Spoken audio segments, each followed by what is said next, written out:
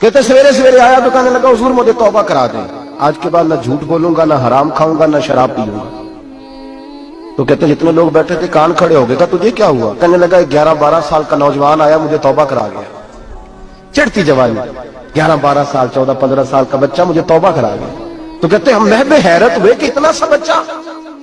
تو کہتے ہیں کسی نیک باپ کا بیٹا تھا، کسی پرہیزگار ماں کا بیٹا تھا، گھر میں تربیت ہوئی۔ اتنے بچے تو خانقاہ بھی نہیں جاتے، اتنے سے بچے تھوڑی کسی ادارے کے فارغ التحصیل ہوتے ہیں، کس مدرسے سے پڑھے ہوتے ہیں؟ کہتے چھوٹی سی عمر۔ تو کہا جناب آپ کو کیسے ملا؟ تو وہ شخص کہنے لگا حضور کل میں گیا بازار، میں نے بغداد کے چوک سے 10 کلو مچھلی بھی خرید لی اور کچھ اور ضرورت کی چیزیں بھی، مہمان آنے تھے، وہ سارا کچھ خرید کے میں جب نکلا تو سامان زیادہ ہو گیا۔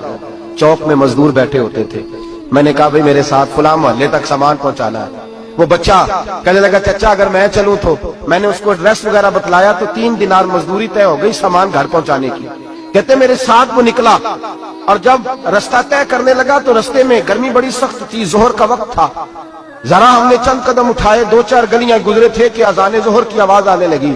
تو کہتے ہیں بڑی منت کے انداز میں، بڑی گزارش کے انداز میں میری طرف دیکھا، عمر چھوٹی سی ہے، کہنے لگا چچا اگر اجازت مل جائے تو میں ظہر کی نماز پڑھ لوں۔ کہتے ہیں میں ایک جگہ پھٹے پہ بیٹھ گیا اور گپے کرنے لگا، سامان وہاں رکھا، میں نے کہا پڑھ لے نماز۔ کہتے ہیں بچہ نماز پڑھنے چلا گیا، باقی لوگ دیر سے آئے، وہ نماز پڑھ کے جلدی آ گیا۔ میں نے کہا بیٹے تو جلدی آ گیا ہے؟ کہنے لگا اس لیے جلدی آیا ہوں کہ آپ یہ نہ سمجھے یہ کام چور ہے، میں نے نفل چھوڑ دیے ہیں، فارغ ہو کے پڑھ لوں گا۔ کہتے ہیں سامان اٹھایا، رستے میں گرمی شدت کی تھی، اس کا پسینہ بہنے لگا، میں آگے بڑھا، میں نے کہا بیٹے سامان تھوڑی دیر کے لیے مجھے دے دو، گرمی زیادہ ہے۔ کہنے لگا چچا کسی کا تربیت یافتہ ہوں، کسی نے ٹریننگ دی ہے، کہا ماں باپ نے کہا تھا حرام لقمہ گھر نہ لانا، کہا بات کیا ہوئی؟ کہنے لگے میں آپ کو نہیں دے سکتا، اس لیے کہ 3 دینار مزدوری گھر پہنچانے کی طے کی ہے، اگر آپ اٹھائیں گے تو پھر میں پیسے پورے نہیں لوں گا۔ دامان توکل کی یہ خوبی ہے کہ اس پر پابند لگے ہوتے پر دھبے نہیں ہوتے، میں پھر مزدوری پوری نہیں لوں گا، پیسے کم لوں گا۔ کہتے ہیں میں محو حیرت ہو گیا، اس جوان کی بات نے میرے سارے وجود تھر تھر کبا ڈالا کہ اس دور میں اس قسم کے لوگ۔ کہتے ہیں گھر لے گیا اس کو، میں سامان رکھا، میں نے کہا تم یہاں ٹھہرو میں 3 دینار مزدوری لاتا ہوں۔ کہتے ہیں پیسے لینے گیا تو بیوی کو بتایا بڑا نیک ہے، بڑا پرہیزگار جوان ہے، کہنے لگی روٹی پکی ہوئی ہے، اسے کہو دوپہر کا کھانا کھا لے۔ کہتے ہیں میں باہر گیا، 3 دینار تھمائے، میں نے کہا بیٹے ایک بات مانو گے؟ تو کہتے ہیں 3 دینار دے کے کہنے لگا اب تو آپ مالک ہو گئے، میں نے نمک کھا لیا ہے، اب تو ہر بات مانوں گا، اصلہ نال جنیکی کریے نسلہ تاک نہیں بھول دے، میں اب ہر بات مانوں گا۔ تو میں نے کہا دوپہر کا کھانا کھا لو۔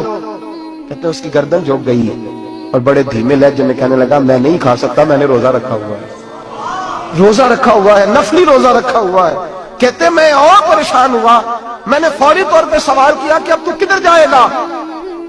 تو کہنے لگا اب میں کہیں نہیں جاؤں گا، میرے 1 دن کا خرچہ میرے ماں باپ نے جو ڈیوٹی لگائی ہے وہ 3 دینار ہے، پورا ہو گیا ہے، اب میں باقی جو وقت بچے گا یا قرآن پاک کی تلاوت کروں گا یا محمد عربی پہ درود و سلام پڑھوں گا، میں اب کوئی اور کام نہیں کروں گا۔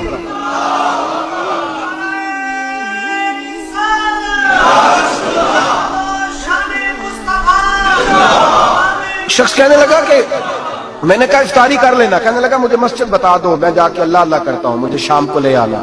افطاری ہمارے ساتھ اس کی طے ہو گئی، مسجد چلا گیا، مغرب بعد لینے گیا تو کہنے لگا عشاء کے بعد آنا، اب تو میں نے پانی سے افطار کر لیا، کھانا کھانے جاؤں گا تو جماعت رہ جائے گی۔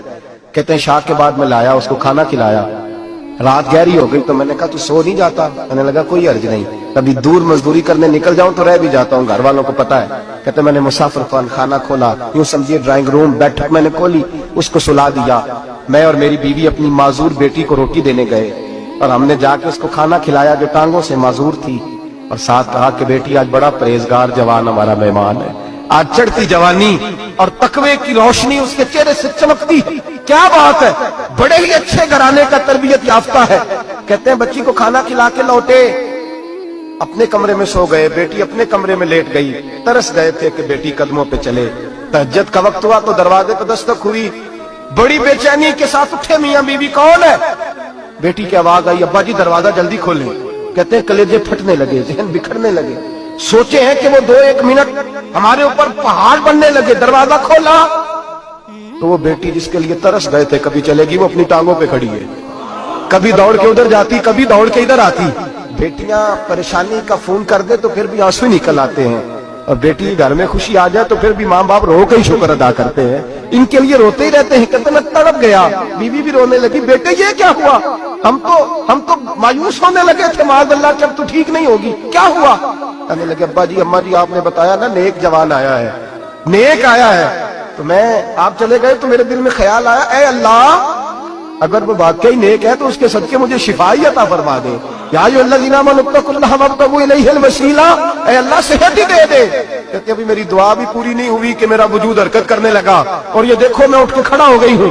कहते हम लोगों ने ये देखा तो भागे उसके कमरे की जानिब, जब दरवाजे पे हाथ रखा तो दरवाजा खुल गया, आगे गए तो पलंग खाली था, एक रुक्का छोड़ गया है। कहने लगा मुझे पता है मेरी हकीकत खुल गई है, मैंने ये करामत कोई कंपनी की मशहूरी के लिए नहीं दिखाई कि लोग मेरे पीछे भागने लगे, मुरीद होने लगे, तवाफ करने लगे। मैं तो अल्लाह का बंदा हूँ, अगर तुम्हें मुझसे जरा भी प्यार हो गया है तो फिर मेरे पीछे ना भागना, अल्लाह की बारगाह में झुक जाना, फिर गुनाहों से तौबा कर।